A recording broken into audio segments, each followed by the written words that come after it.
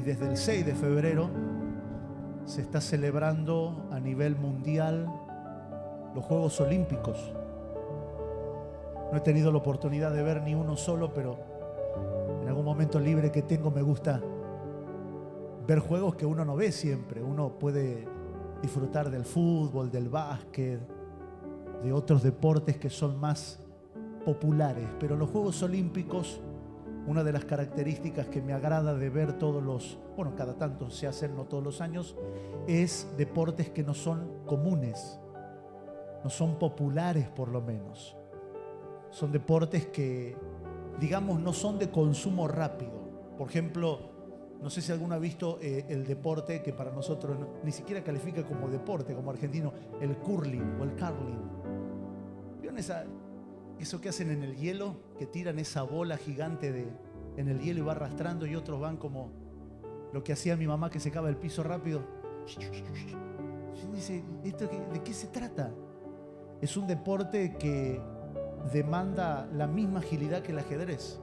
Lo que pasa es que nosotros, como no es popular, ni tampoco nos quedaríamos a ver el curling, pero es un deporte que tiene premio de medalla olímpica. Premio de medalla olímpica. O por ejemplo los esquiadores, vio que se tiran carreras de esquíes o que vuelan, parece que vuelan. Todos esos deportes que no son de consumo popular o rápidos se premian con el más alto premio. Y para estas personas que entrenan de 10 a 11 meses, dedican tiempo al deporte de 6 a 8 horas algunos, para solamente rendir milésimas de segundo. Los Juegos Olímpicos no premian cualquier cosa, premian la disciplina, la exigencia. De hecho, que los deportes que más disciplina, exigencia, formación y mente demandan son los que menos se consumen. Y esa es una de las cosas que me agrada de los Juegos Olímpicos, ver cómo hay personas que se preparan años para dar a la medida en milésimas de segundo. Puede ser la victoria o puede ser el fracaso, pero como sea, al otro año lo vuelven a intentar, hasta que en algún momento se cuelgan la medalla olímpica. En algún momento pueden colgarse una medalla. Y para nosotros este es un gran ejemplo de lo que veníamos hablando. No pensaba hablar hace un momento de la muerte, lo que hablábamos en el tiempo de oración, pero tiene mucho que ver. Tiene mucho que ver. El Evangelio no se trata de la popularidad, aunque hoy los medios masivos reflejan la popularidad de muchos. Un hombre de Dios, si tiene un mínimo o un gran porcentaje de popularidad, debe usarlo con sabiduría para que la palabra corra, no para posicionarse a sí mismo ni para darse a conocer, porque todos los hombres son falibles, todos los hombres tienen carne y son falibles. ¿Cuál es la oportunidad de que Dios le da popularidad o fama a un hombre? Que su palabra pueda correr con más celeridad, que su palabra pueda llegar a lugares donde otros no oirían, pero que el Señor nos libre de creer que es por nosotros, es por Él. Y el Señor nos está llevando en este Evangelio cada día a resolver más, no cómo vamos a vivir, porque eso fue resuelto, sino de qué manera vamos a morir y de qué manera voy a abordar la muerte. Si usted quiere ver a un creyente que no ha completado su etapa de madurez, obsérvelo en el momento del velorio. En los velorios se revelan hasta los aspectos más bajos de la persona. En el velorio es cuando más las personas piden perdón, cuando más se lamentan, cuanto más valoran la vida. Todo se expone allí. Yo, si hubiera sabido que en mi oficio me hubiera tenido que dedicar tanto a los muertos como a los vivos, por ahí nunca lo hubiera escogido, este oficio de pastorear. Por eso el Señor nos llamó. El Señor, que es el gran sabio, nunca te dice lo que te espera antes de escogerte. Solamente te dice, sígueme. ¿Me das un adelanto, Señor? Sígueme. Pero me ha tocado ver las expresiones más bajas en los velorios, desde peleas por asuntos materiales. Usted no lo va a creer, Pero mientras algunos están despidiendo al muerto, otros están arrebatando las cosas del muerto. Entonces dicen, no, eso no puede ser. No, sí que puede ser. Pasa, ha pasado y pasará. Porque es la bajeza de la humanidad de la persona. En cambio a nosotros, el Señor nos muestra cómo vamos a morir. Si vivimos en Él, morimos en Él. Y si vivimos en Él y morimos en Él, permanecemos en Él. De esto se trata el reino de Dios. Bueno, pero no se me ponga tan así porque si no, no vamos a predicar esta mañana. Estamos hablando del reino de Dios. ¡Qué palabra! Estamos expectantes porque el reino de Dios es una palabra que la hemos tocado en el 2023, pero fue adelantada a su tiempo. Y el Señor, es tan amplio el reino que el Señor, tiempo a tiempo en su voluntad, nos pide que volvamos a hablar. Aunque no hablemos del reino de Dios y nuestros años o mensajes se llamen la vida de Cristo u otra palabra, el reino está presente. Es como la gracia, puedes ignorarla, pero aún así te va a beneficiar. Si estás vivo, es por la gracia. La ignoraste, no la viste, no la valoraste, pero ella estaba allí. Y el reino de Dios es así. Podemos no verlo, no hablar de él, no ver una corona, no ver un palacio lujoso, pero el reino está. El reino está. Por eso es importante saber que cuando queremos conocer respecto al reino de Dios, no hay explicaciones fáciles ni atajos que nos ayuden al entendimiento como, dígame en 3 palabras qué es el reino de Dios. Podemos decirlo, de hecho que se lo digo ahora improvisando, el señorío de Cristo. No fueron 3, fueron 4. ¿Qué es el reino de Dios, pastor? Resúmamelo en 4 palabras, el señorío de Cristo. Pero ni aún así podemos definir el reino. Nada nos puede ayudar al entendimiento del reino más que construir de manera precisa esta verdad. Porque el reino de Dios es espiritual, pero no debe ser tan espiritual para usted que se vuelva volátil, que se vuelva etéreo. Hemos repetido tantos años frases como, tuyo es el reino, el poder y la gloria. Sí, pero eso debe volverse tangible. Eso debe ser dicho en el mejor momento de mi año y en el peor momento. Eso debe ser dicho en la vida y en el velorio. No podemos proclamar palabras de verdad que el Señor es mi Dios cuando todo me va bien. Y cuando me va mal, el diablo me pinchó con la cola, con el tridente. En la vida, Él es el Rey. Tuyo es el reino, el poder y la gloria. Hágase tu voluntad en el cielo como en la tierra y en el velorio. ¿Por qué te lo llevaste? Tenía tanto para vivir, tantos asesinos te podrías haber llevado y te llevas a este que era un santo. Son palabras que todos hemos dicho en nuestro corazón.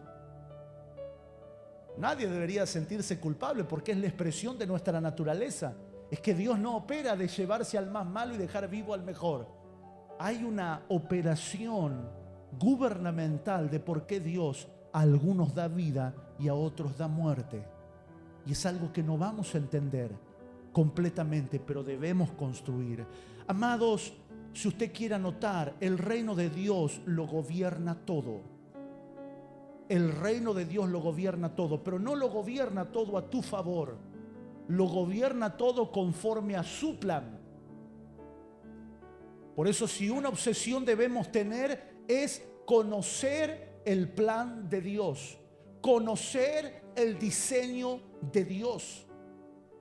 Dios gobierna todo desde su reino conforme a su plan, no a mi favor. Bueno, ahora que soy parte del reino de Dios, el Señor me dará un auto de reino, modelo 2026. Y hemos caído en esas extremidades y en esas, permítame decir, obscenidades de llamar empresa de reino, auto de reino, vida de reino, ministerio de reino.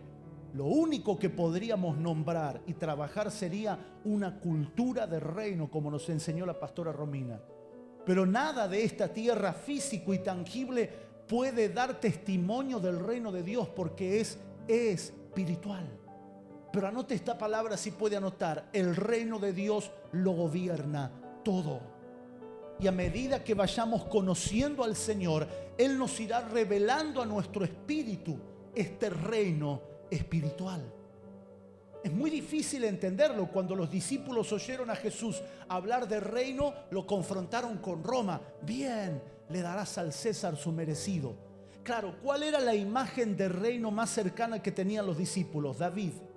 40 años de reinado de David sobre Israel. El mayor tiempo de riqueza de Israel fue en el reinado de David. Entonces ellos, ¿qué pensaban? Enseguida le darás el merecido a César. Aún en el libro de los Hechos, el Cristo resucitado y los discípulos haciéndole esta pregunta: ¿cuándo, después de todo esto que pasó, la resurrección y demás, cuándo le vas a restaurar a Israel el reino? No, y yo amo a Jesús, no porque Jesús resucitado, el Cristo, le respondió con tanto amor, le dice: no les toca a ustedes saber los tiempos o los momentos del Padre. Él tiene en su potestad todo está allí. Si les hubiera dicho que Israel iba a ser un desastre, que en el año 70, después de que Jesús ya no estaba presente, Nerón iba a incendiar la ciudad, de que se iba a cumplir la profecía, donde no quedó piedra sobre piedra en el templo de Jerusalén. No, los tiempos y las sazones. Mi Padre lo tiene en su sola potestad. Ustedes solamente prediquen el reino. Solemos comparar al reino con la imagen más cercana que tenemos de lo que es un reino o una época próspera. Pero el reino es espiritual. El apóstol Pablo dice en Romanos capítulo 14, verso 17, si me acompaña multimedia: porque el reino de Dios no es comida ni bebida, sino justicia, paz y gozo en el Espíritu Santo. El reino provee comida y bebida, pero no tiene problema tampoco en que te falte comida y bebida. Amados, Dios no tiene problema con tu prosperidad, pero bíblicamente tampoco tiene problema con tu escasez. La pregunta es: ¿cuál será tu problema? David lo resolvió. David dijo: no me des riqueza, no sea que me olvide de ti, pero tampoco me dejes en pobreza y abandonado, no sea que te maldiga. Hagamos un trato, manténme con el pan necesario. Eso está en la Biblia. Y el apóstol Pablo, tomado desde los Salmos, él dice: mientras tengan sustento y abrigo, conténtense. No confórmense, conténtense. Dios no tiene problema con nuestra prosperidad y abundancia, pero Él tampoco tiene problema con la escasez. La Escritura dice: en todo y por todo, en abundancia, en escasez, estuve bien. La pregunta es: ¿qué problema tendré yo? ¿En la escasez lo maldeciré? ¿En la necesidad oraré más intensamente que en la abundancia? ¿En la abundancia me olvidaré de Él y retendré? Esto es mío, lo gané con el sudor de mi frente. Claro, el reino no es comida ni bebida, es paz, gozo, justicia en el Espíritu Santo. Ese es el reino. Y en la Escritura encontramos varios términos que debemos interpretarlos como uno y en el cual no debe haber confusión. Jesús habló de un término como reino de los cielos. Anótelo, reino de los cielos. Como quisiera tener las placas de la pastora Romina, que ella habla y aparecen atrás. A veces aparecen mezcladas, pero aparecen. Pero no tengo placas, yo solo escribo. Reino de los cielos es una expresión característica que Jesús utilizó. Y a veces decimos: el reino de los cielos es la nubecita blanca y el cielo azul. No. Tiene un origen celestial, pero tiene una manifestación terrenal. Otro término, anótelo: reino de Dios. Reino de Dios es el mismo término que reino de los cielos. El mismo término, solamente que es una expresión de quién es el dueño del reino. Dios tiene autoridad, soberanía. Otro término, reino de Cristo. Cuando Jesús dijo: mi reino, es el reino de Cristo. Él es el rey. el Rey Redentor. Y después otra de las expresiones es el reino. Ahora, el Nuevo Testamento aborda todas estas expresiones: el reino, reino de Dios, reino del Hijo o reino de su amado Hijo, reino de los cielos. Todo debemos interpretarlo como uno. Aunque si vamos a la teología sistemática tendremos diferentes aristas para abrir, pero no estamos en un aula, estamos en una congregación y en una iglesia. No vamos a hacer de esto un aula para enseñar del reino. No, para eso anótese en la escuela ministerial. Todo esto debe ser interpretado como uno: el reino del amado Hijo, el reino de nuestro Padre.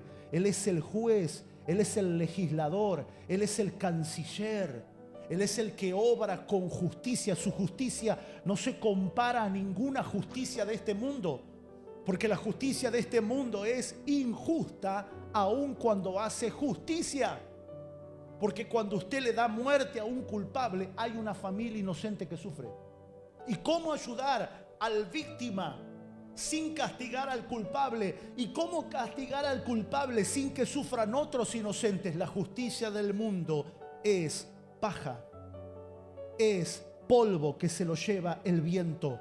No puede ser justo, pero este rey sí es justo. Todavía no vemos la balanza, no estamos viendo de qué manera se balancea, pero este rey es justo. Debemos ver el reino de Dios como uno: reino de los cielos, reino de Cristo, reino del Hijo, reino de Dios. Es uno. Pero avancemos, por favor.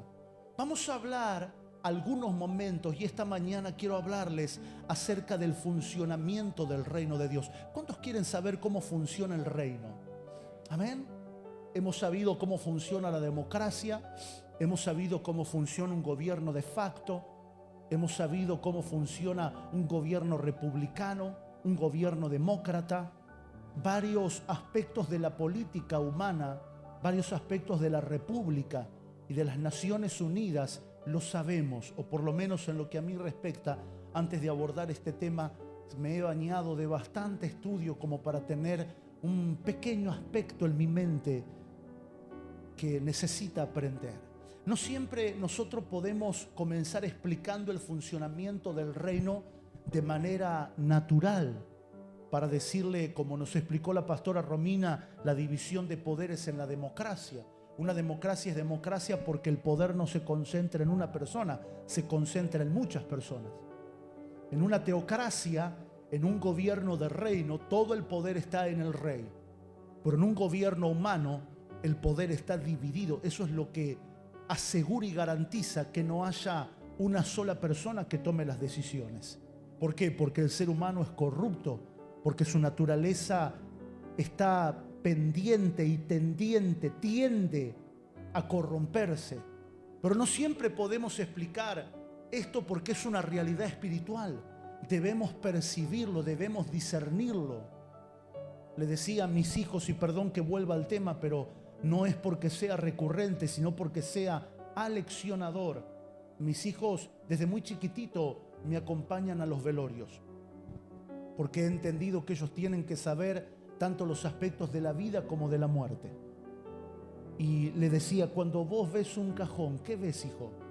Más allá de que la persona que esté allí sea una persona amada por ti, ¿qué es lo que estamos viendo? Estamos viendo la evidencia de que hay algo, de lo mucho, que no tenemos control. Al ser humano le gusta, le agrada y procura siempre tener el control. De hecho, que las ansiedades y los ataques de ansiedades y de pánico tienen que ver con la pérdida del control. Esto no lo puedo controlar. Y debemos aprender. Un hijo adolescente pocas veces se puede controlar, lo intentaremos, pero hay un momento donde todos los padres caemos rendidos a los pies del Señor. Señor, ayúdame. Mandártelo no puedo. Haz algo, Señor. Claro, y Dios ha tratado con adolescentes durante muchos años. Nosotros, la humanidad, ha sido un eterno Peter Pan, siempre queriendo hacer su voluntad, siempre buscando el mal, siempre buscando el pecado. El escritor bíblico, para ser más preciso, Moisés, viendo en la montaña de revelación tremenda película. Usted imagínense, Moisés estuvo más de 40 días en una montaña y Dios le pasó en 8K, en una televisión de 500.000 pulgadas, le pasó el origen de los cielos y la tierra. Le pasó todo. Él lo vio como película y lo anotaba. Y lo que veía Moisés, lo que pudo expresar fue: y Dios se arrepintió en su corazón de haber creado al hombre. Es un término muy humano para un Dios muy divino. Esto es como cuando papá se enojaba y decía: te voy a matar. ¿Usted se acuerda? Son términos fuertes para lo flojito que es nuestra realidad hoy, ¿no? Muy psicologizada. Pero decían así los papás: no, te agarro, te mato. ¿Era asesino papá? No. Al contrario, lo amaba. Pero un término. Entonces un término muy humano que Moisés tradujo fue: Dios se arrepintió de crear al hombre. No, el corazón de Dios no sufre arrepentimiento porque Él es Dios. Cuando usted es la solución, los problemas son problemas solamente. Él es la solución a todo. Dios no se arrepintió de crear al hombre. El hombre sigue siendo la máxima expresión de la creación perfecta de Dios. De hecho, que el libro de Hebreos dice que lo hizo un poco menor que los ángeles. Mire a algún hermano que ame mucho y dígale: te faltan las alas nomás. Eres un poco menor. Mi esposa siempre me dice eso. A veces se levanta a la mañana y me mira a la espalda y dice: ¿dónde están las alas? No, le digo: amor. Pero eso lo dice la Escritura. Poco menor que los ángeles. La expresión perfecta de la creación de Dios. Pero Moisés, frente a tanto, no encontró otra expresión que decir: le dolió a Dios en el corazón haber creado al hombre. Pero es como cuando tu papá decía: te voy a matar. No, su padre no le iba a matar, era un chirlo nomás y ya está. Esto es la muerte, fácil entonces. Es el mismo término, no es que Dios se arrepintió o le dolió. Dios hizo una señal así como la Torre de Babel. Muerte de otras personas.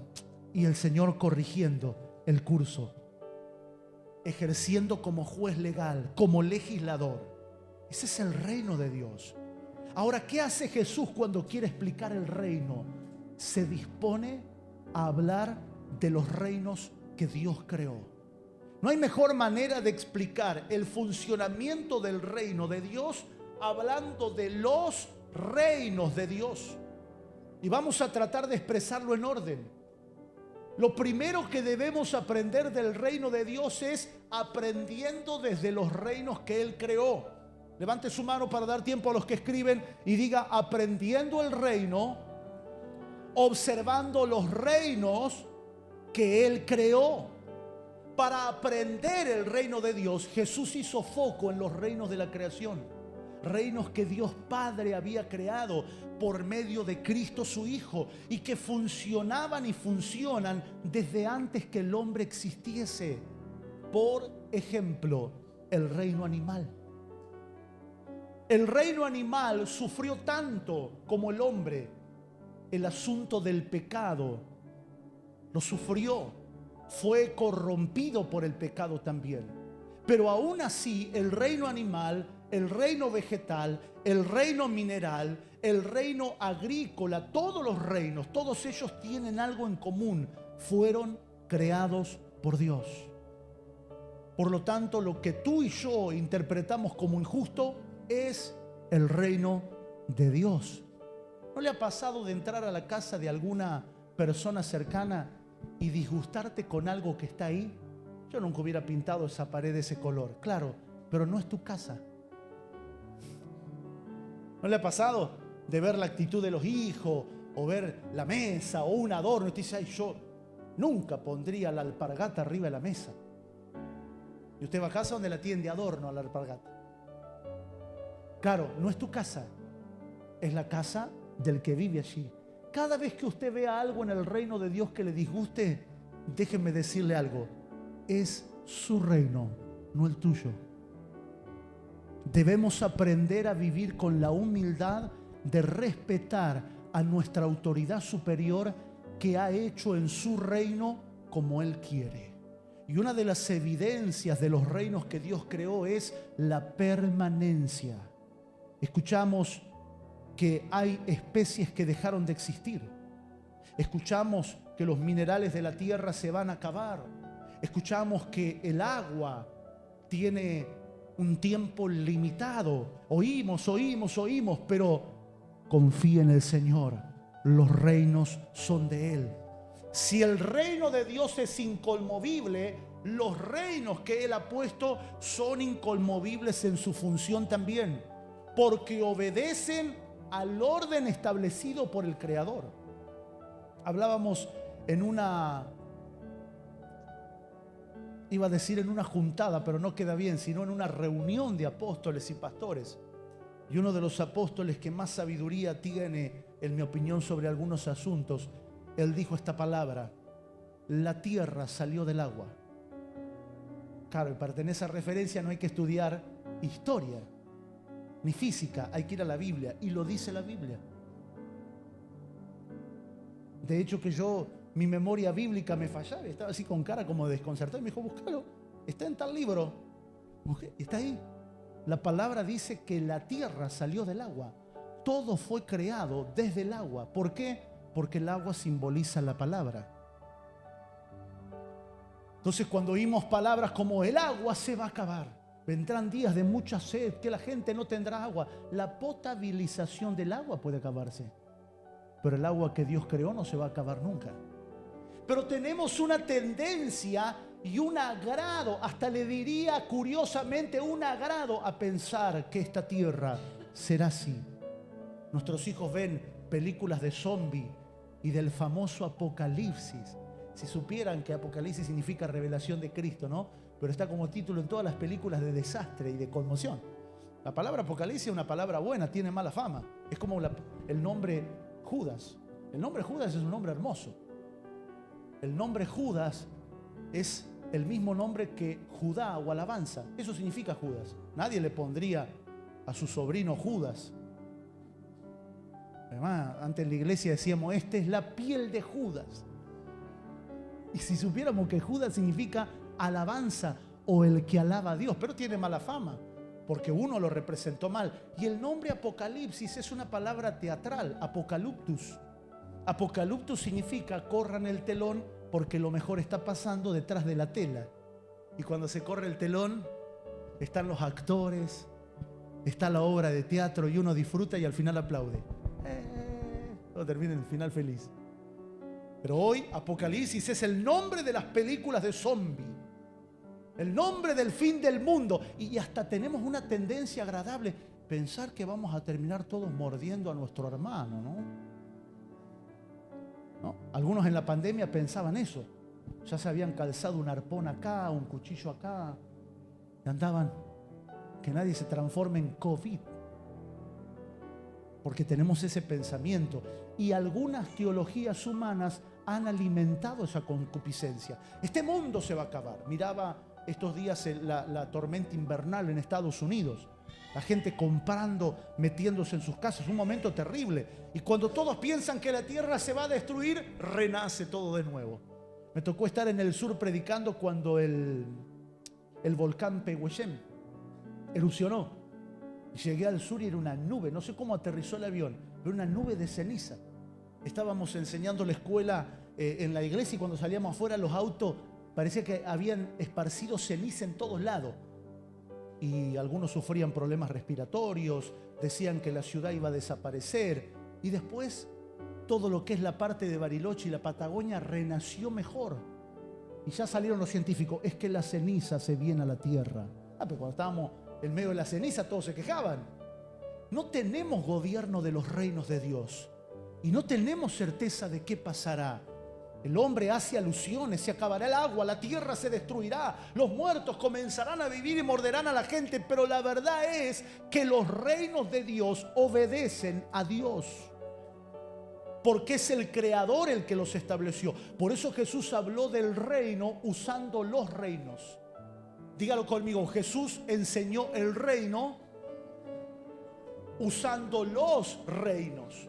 Por eso las parábolas de Jesús hablaban de los reinos del Padre, para dar una idea de cómo sería el suprarreino, el reino supra.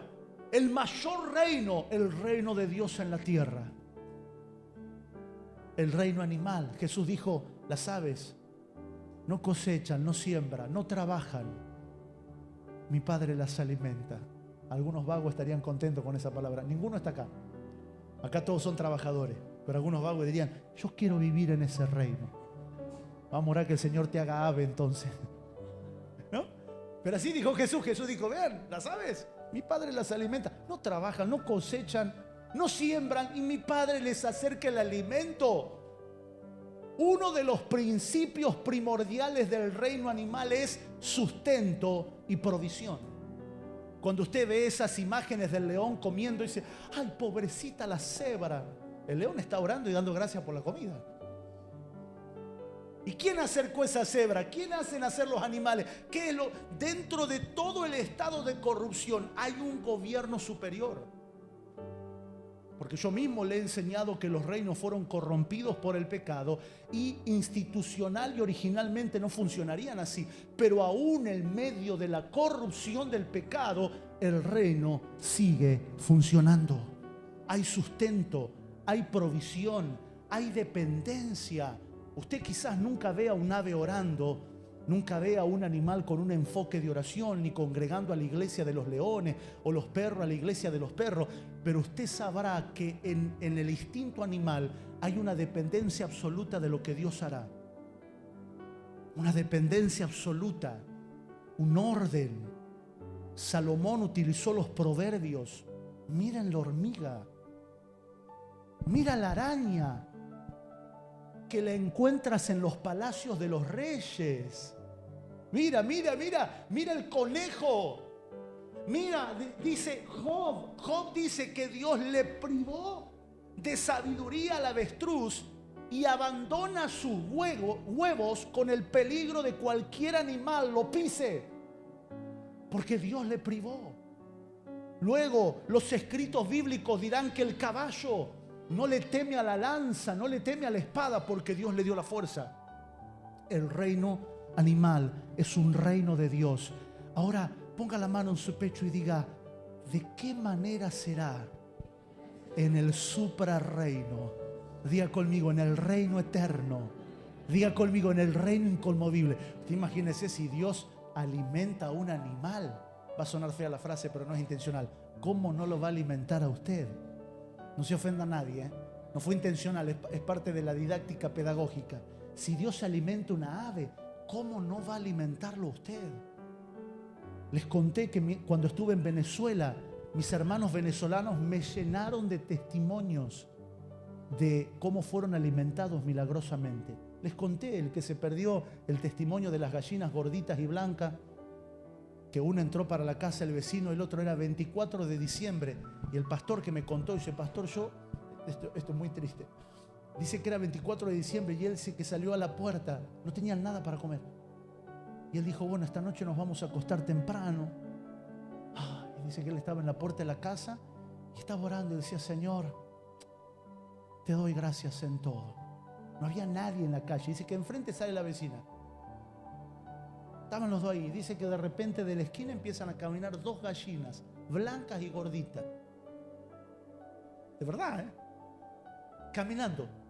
Dice que el pastor la ve, mira a la vecina, mira a la gallina.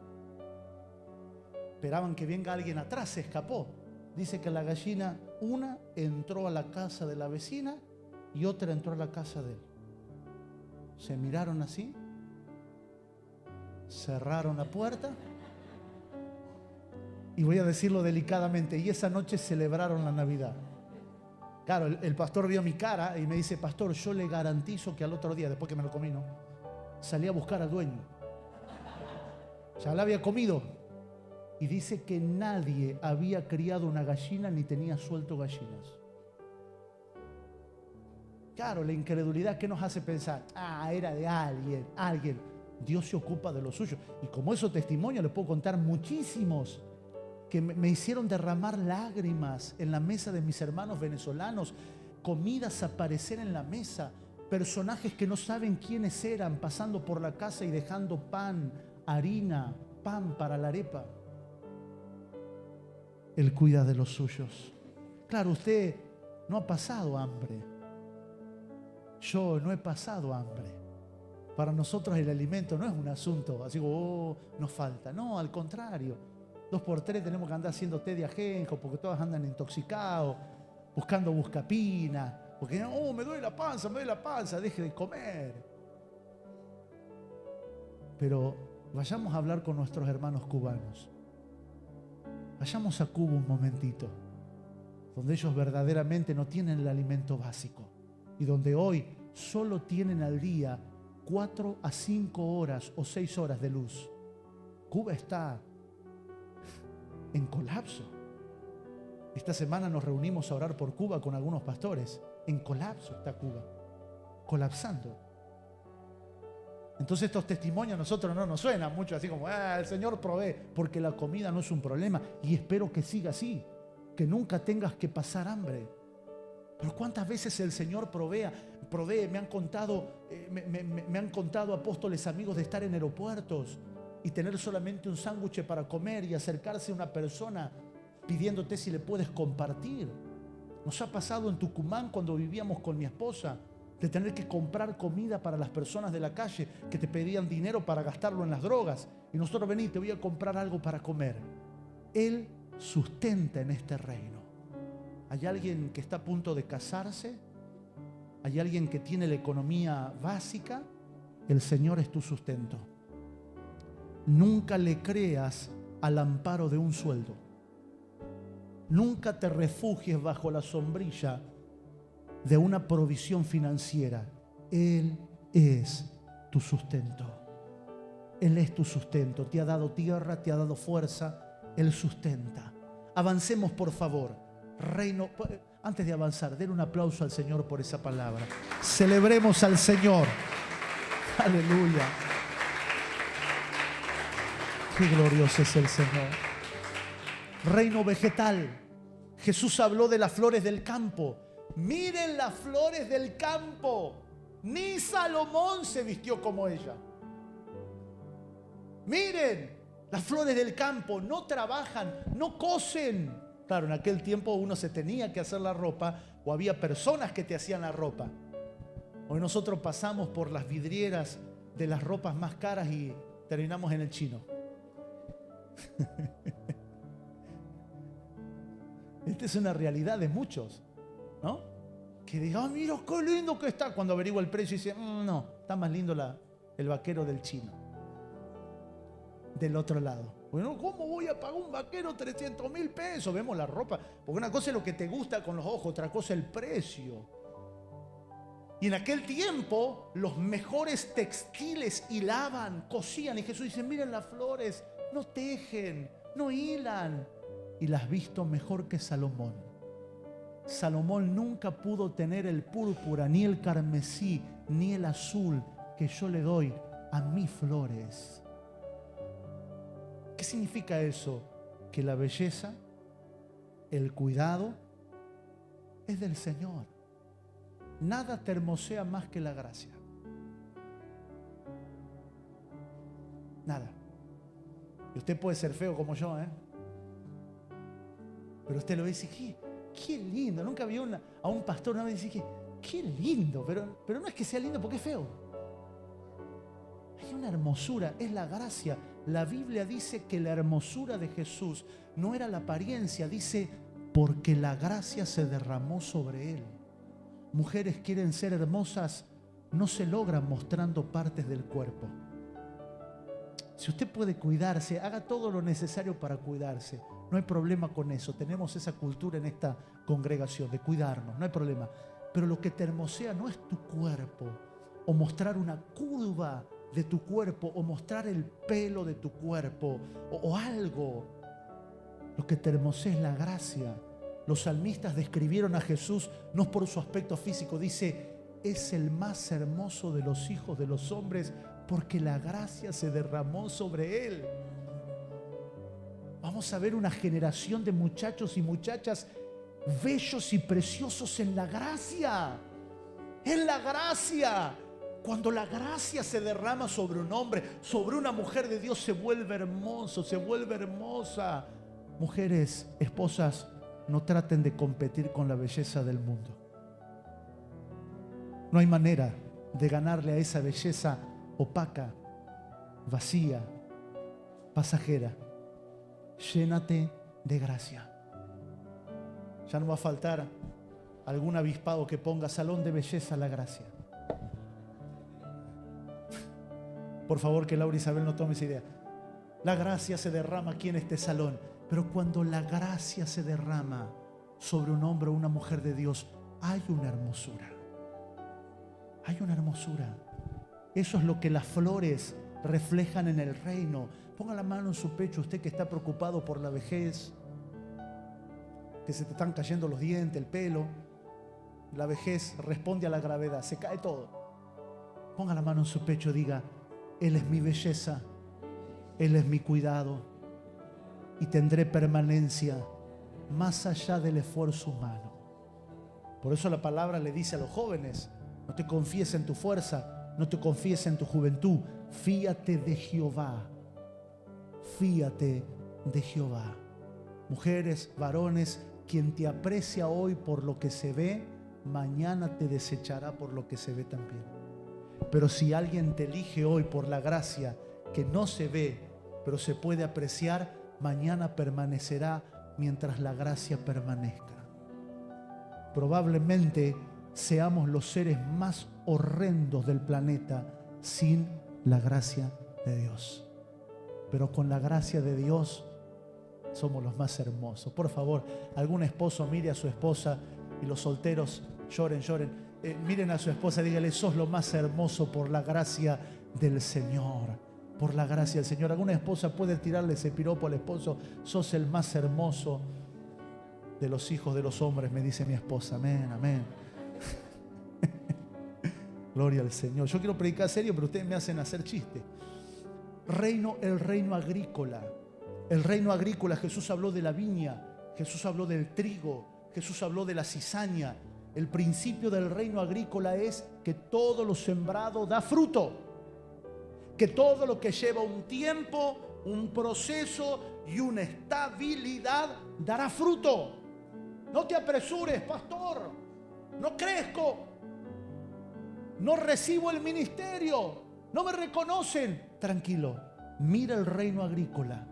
La viña fue sembrada, pero lleva muchos años para que se vuelva una vid fuerte y con racimos.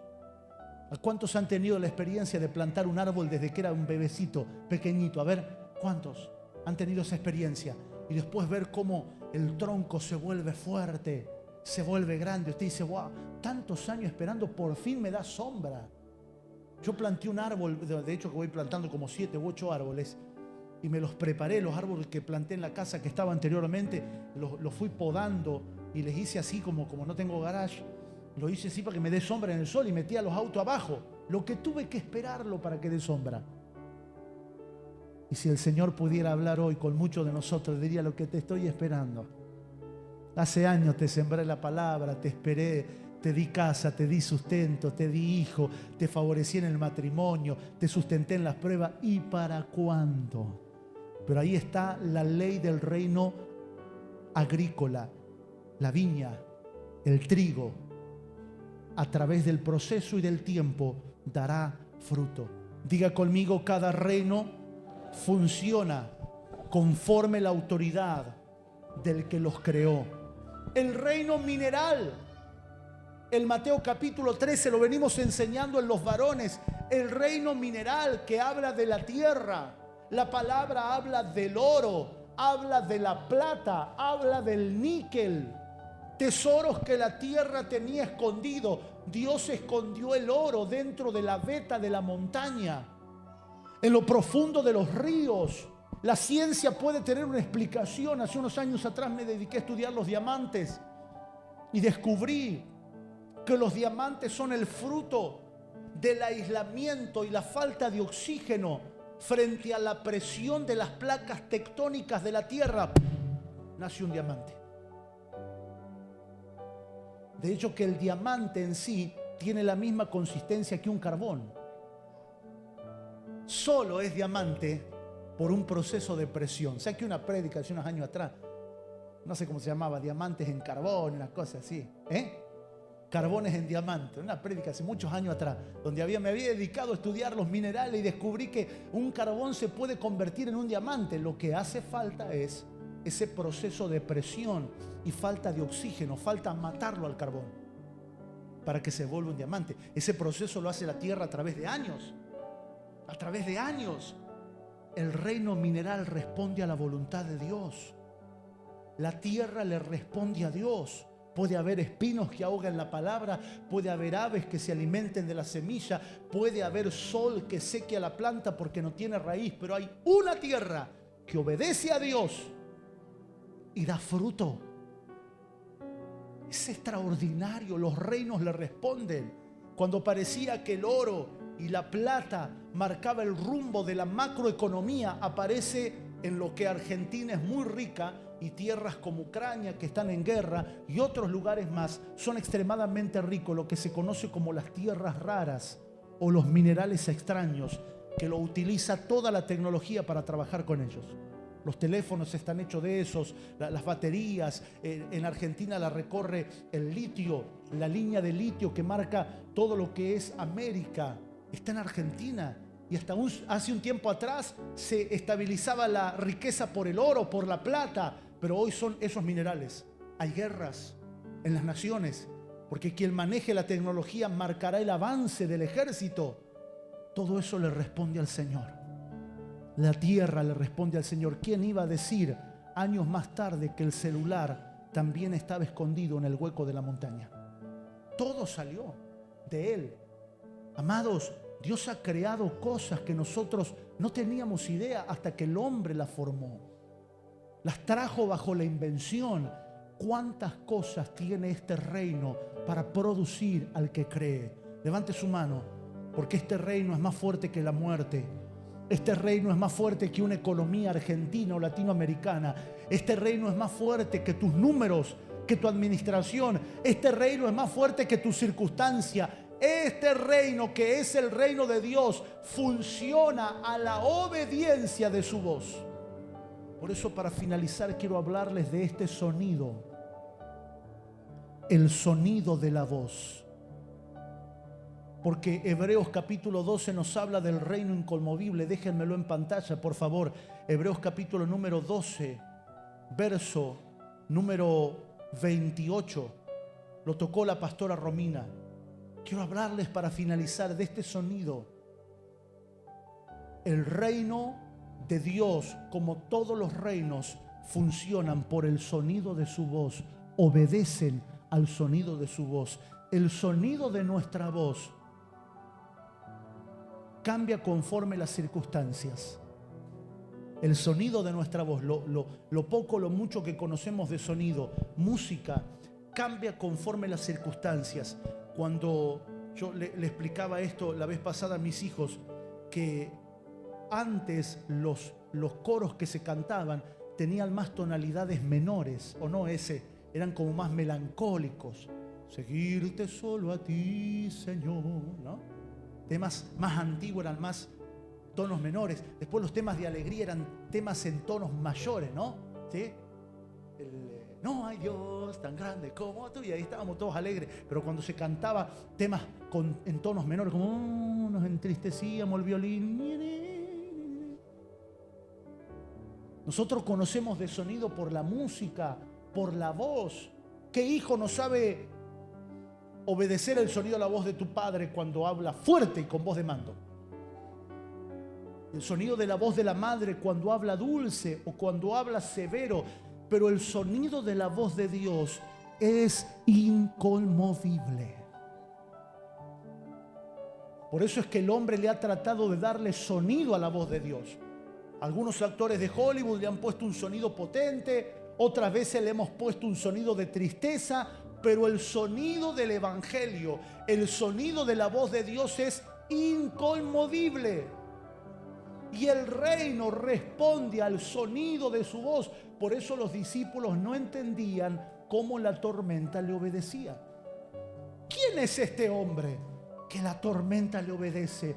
¿Quién es este hombre que el mar se calma? porque no era el timbre, era el sonido. Y este evangelio tiene un sonido. Muchos de ustedes han respondido al sonido de este evangelio. A muchos de ustedes ni siquiera ha hecho falta decirle: usted es del nuevo pacto, usted es del antiguo pacto, porque usted oyó el sonido y dijo: este es el sonido, este es el evangelio. Así como usted oye a algunos que predican el evangelio, y usted no oiga las palabras, porque es fácil enredar a la mente con palabras. Solo oiga el sonido. Cuando usted vea un video de predicación o escuche a alguien predicar, no se deje enamorar por lo que ve en sus ojos, porque es fácil de vender la multitud, la manera de vestirse, es fácil de embaucar a la vista, es fácil de embaucar a la mente, pero el oído difícilmente se ha embaucado. Por eso Jesús durante todo su ministerio dijo: el que tenga, pero no porque oigan la voz del locutor de él, ese es el timbre, sino que oigan el sonido del evangelio. Cuando usted oiga a alguien predicar, detecta el sonido. Este sonido. ¿No es lo mismo la trompeta que llama a la batalla que la trompeta que llama al dolor? Por eso el shofar era tan representativo en Israel, porque el shofar tenía diferentes sonidos y el sonido se daba de una manera puntual, específico. No podemos mistificarlo y traer a tocar acá, soplar el cuerno acá. No. Podemos volver a cosas que Dios ya migró. Dios se fue del shofar. Amados, si muchos de ustedes tienen 4 ruedas, cuando hace unos años atrás tenían 2, no puedo pedirle a usted que para que sea más espiritual vuelva a andar en 2 ruedas. Si usted vuelve a la bicicleta va a ser más hijo de Dios. No, ya algunos se pusieron 4 ruedas y andan en auto acá para allá y no tienen conflicto con eso. Deje de tener conflicto de las cosas que Dios ya se movió. Dios migró de los símbolos. Soplando el cuerno ahí pensando que hay una presencia de qué. Sobre el shofar, como que el shofar va a traer a quién, si ya vino Cristo. Está en tu corazón, está en mi corazón. Es increíble cómo somos normales para las cosas cotidianas y somos anormales para las cosas espirituales, que es nuestro ámbito. En el ámbito espiritual deberíamos ser más normales, ¿no? Buscando de qué manera las chicas de la iglesia mueven el pandero para ver si se va un diablo más o viene un diablo menos. Pegarle a la batería, así le pegamos al diablo. ¿Qué cabeza? ¿Piensa que la batería va a ser mayor que la cruz? La cruz ya le dio el golpe final al diablo. Y lo que está operando legalmente. Resolvamos el conflicto desde el reino. Pero eso es una sombra, una silueta, como dicen las Escrituras, y la realidad está en el sonido. Oiga el sonido de este evangelio. Oiga el sonido, no el timbre, el sonido. Cuando yo escucho a alguien hablar, aunque todo su lenguaje sea nuevo pacto, aquí hay orgullo, ¿no? Veo las personas que hablan con todo el lenguaje del nuevo pacto. No, porque yo creo en el Cristo y porque esto y porque lo otro. Y usted dice, esta persona tiene una soberbia galopante. Galopante. El sonido lo detecta. No es el timbre, no es el vocabulario, es la voz que habla. Los reinos de Dios responden al Rey. El evangelio tiene un sonido. No puedes disociar el sonido de la voz. Por eso, antes que Usa sostenga el arca, era mejor que caiga en tierra, porque por lo menos la tierra siempre responde a Dios, el ser humano no siempre. Por eso, antes que predique yo en corrupción, es mejor que hablen las piedras, porque las piedras van a hablar más en obediencia que un pastor corrompido por el interés propio. A veces es mejor que testifiquen los inconversos con valores morales, que alguien levanta una bandera de moralismo en son del Evangelio y no lo puedes sostener ni en 10 años. Deja que prediquen las piedras. Deja. Es mejor. Usa murió tratando de sostener el arca. Mejor lo hubiera dejado que se caiga en la tierra. Claro, porque a veces nosotros, no, ¿cómo? La presencia de Dios caer en la tierra. Deja que se caiga y que se abolle en la tierra, porque la tierra le obedece a Dios. El ser humano no siempre le obedece a Dios. Por eso Usa murió. El sonido de su voz. Desde aquí comenzamos a ver el reino. Y hay una palabra con la que me quiero quedar esta mañana antes de orar. Inconmovible. Podemos llorar mucho, podemos renegarnos, inclusive rebelarnos, pero hay una palabra que define el reino de Dios: inconmovible. Pónganme la placa del primer bimestre, febrero-marzo de nuestro año 2026. ¿Cómo es este reino? Inconmovible. ¿Qué significa la palabra inconmovible? Ya veremos detalle, pero de primera mano significa que nada lo conmueve. Nada lo conmueve. ¿Sabe lo que es que un reino no se conmueva? Quiero darle una data, una información de primera mano.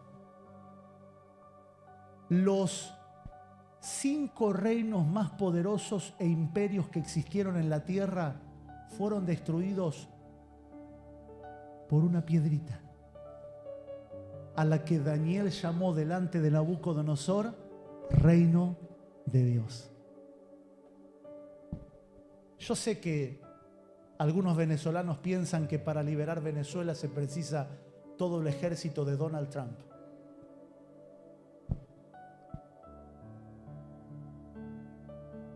Imagínese el reino de Nabucodonosor, el reino de oro, el medo persa, el reino de hierro, el romano, el reino de bronce, el griego. Oro, bronce, hierro, y después empezó a hacerse barro. Una piedrita no cortada con mano acabó con todos los reinos.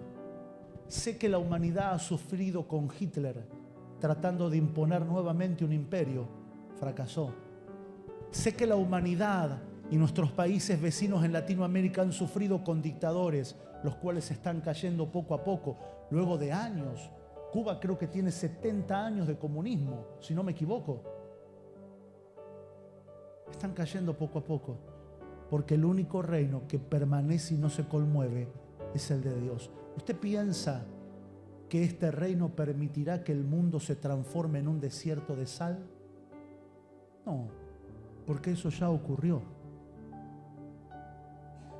Disfrute las películas apocalípticas, porque quizás las vea en alguna parte del mundo. Si usted viaja conmigo al África, o si usted se puede mover a algunos de los lugares que están en guerra, probablemente se parezcan un poco a los escenarios que un director de Hollywood puede plantear. Pero el mundo nunca pasará esa suerte, porque el reino de Dios lo gobierna. Usted que vive en Argentina, usted que vive en un país del primer mundo, debería aprovechar a convertirse en un instrumento de justicia, llevando la paz y llevando el mensaje de prosperidad y de verdad a todo lugar donde le sea oportunidad. Le hablo a nuestra generación: no crean a las mentiras que muestra la pantalla. La venida de Cristo no vendrá haciendo un impacto de destrucción masiva del universo. El Rey jamás se contentaría en ver ardiendo en fuego a su iglesia ni a sus hijos. Pero hemos creído a estas mentiras por desconocer el reino de Dios. Ya no tengo memoria, con mis 50 años viviendo en este planeta, cada vez que aparece una guerra, o cada vez que asume un nuevo papa, o cada vez que pasa algo, no faltan los pseudo profetas que digan: Israel está preparada. el reloj profético. El mundo se va a acabar. Cuidado, apareció la señal. Encontraron el arca de Noé.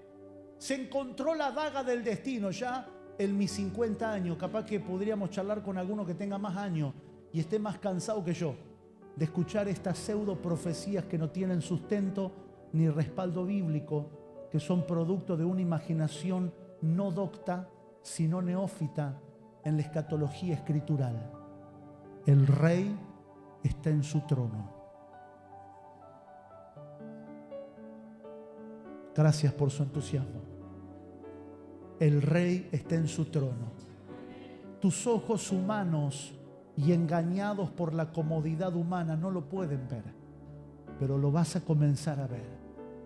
Vemos un desastre natural. Oh, Dios no está allí. No, Dios está allí. Dios está allí. ¿Y cómo puede ser que se destruyan tantos lugares? Hay una explicación para eso. No creo que tu mente y mi mente lo entienda, pero hay una explicación. Es que es difícil juzgar un reino desde afuera. Tienes que estar introducido en el reino. Mire cómo la Biblia escribe. La Biblia escribe así: en los días de Darío el Grande, Dios. En los días de Nabucodonosor, Dios. En los días de Faraón, Dios. Dios no aparece en la escena para matar al dictador y hacer vivir a un santo. Quizás sea al revés. Muere el santo y siga viviendo el dictador. No se entiende, ¿no? En nuestra mente no lo entendemos. Porque nosotros tenemos una mente de película. Que muere el malo y vive el bueno. Pero Dios establece su reino y fundamenta en una justicia y en una verdad. ¿Por qué hablo todo esto? No estoy hablando como quien habla al aire. Estoy hablando porque los días que vienen sobre tu vida y sobre mi vida, sobre nuestra vida de iglesia, serán días que precisarán y demandarán de un juicio de reino. Para dar explicaciones humanas están los psicólogos que buscan respuestas en el pasado de las personas. Para dar explicaciones bondadosas están los pronosticadores. Nosotros tenemos un entendimiento de justicia, de juicio y de verdad. Nosotros somos como el salmista. El salmista en medio de la desolación dijo: tus juicios son justos. Todos tus juicios son justos. Quien no encuentre justicia en el juicio de Dios, no le encontrará en la humanidad de los hombres. Se sentirá más vacío, se sentirá hasta los últimos días de su vida con problemas del recuerdo que no superó. Pero quien encuentre justicia en el juicio de Dios, encontrará paz y encontrará la verdad. Toque a alguien que tenga cerca y dígale: sigue mirando las aves del cielo. Dígale a alguien: sigue aprendiendo de los animales del campo. Dígale a alguien: y sigue aprendiendo del reino mineral que obedece al Señor. Amén. Gracias, Padre, por tu palabra, justa, verdadera, única y permanente por sobre toda la historia de los hombres. Gracias. Revélanos esta palabra y afiánzanos en tu justicia, verdadera, única y real.